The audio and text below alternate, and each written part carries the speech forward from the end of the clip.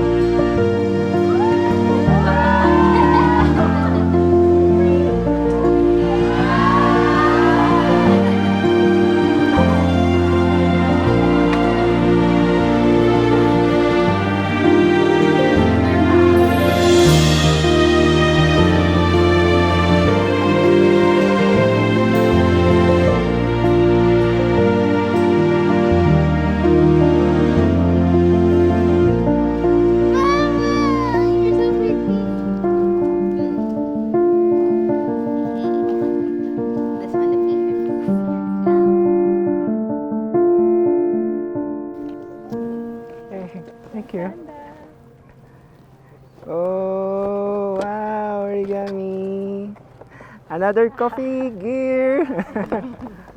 Oh, okay. Oh, server. Yay. Dear Ellie, we are finally here. In a few hours, you will be my husband and I will be your wife. Sure ka na ba? If no, be ready na mahagis ka sa ilog ng groomsmen mo. Kidding aside, let's not mind the imperfections, but enjoy our time with everyone. Let's savor every moment. Can't wait to see you wearing a suit. Love you, Chanda. Seryoso? TV. Frame. I think frame siya para sa puzzle. Feeling ko para sa puzzle. Oo. Tama. Lagi ko kasi sinasabi na yung mga binabuo kong puzzle, hindi siya na-frame. Painting, jigsaw puzzle. Puzzle. I mean, may letter pa. Chanda. Ilang oras na lang. Mahal ko.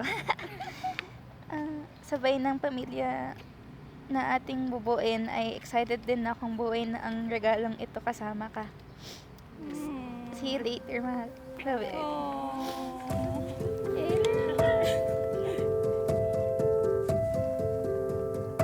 True love should not end. God designed true love to not end. Are you ready to have that kind of commitment to love forever? Pakitingnan naman si Chan. Ready na ba kayo for your forever? Mahigit isang taon ang nakalipas at nandito na tayo, mahal. Ang araw na ating pinakahihintay. Madami tayong pinagdaan ng pagsubok bago tayo makarating sa araw na ito. Bawat pagsubok na dumaan na hindi naging madali para sa atin. Sa halip na sumuko, lalong naging tiyak sa aking puso na magkasama nating ipaglalaban ang ating relasyon. At sa tulong ng Diyos, magkasama din nating malalagpasan ang bawat pagsubok na darating sa ating bubuing pamilya.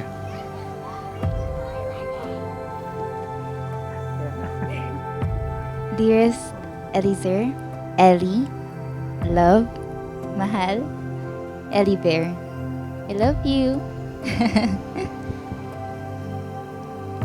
Before I met you in 2019, I swore that in my next relationship, I'll look for a guy who puts God first and can lead me to Him. Because of you, maayos na rin ang relationship ko with God. Doon ko nakita that you were someone who can lead me to God. You are someone that I can submit to. You are someone who I can walk in the marriage knowing that it isn't easy. With you, I'm always reminded of God.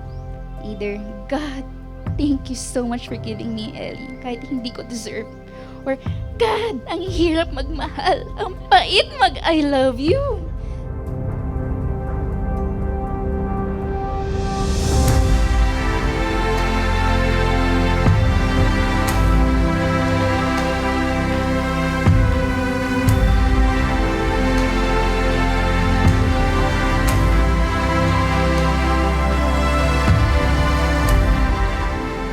Shanda, sa harap ng ating Panginoon, ng ating pamilya, at sa bawat importanteng taong narito ngayon, nangangako akong mamahalin kita.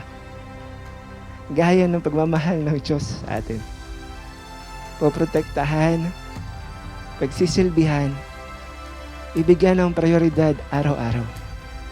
Nangangako akong magtutulungan tayo sa bawat gawaing bahay, bawat tagumpay at pagsubok, lungkot man o ligaya, mananatili ako sa iyong tabi at hindi kita iiwan. Thank you for choosing me and for loving me. I love you, Eliver. I'm excited to finally call you my husband, aking asawa.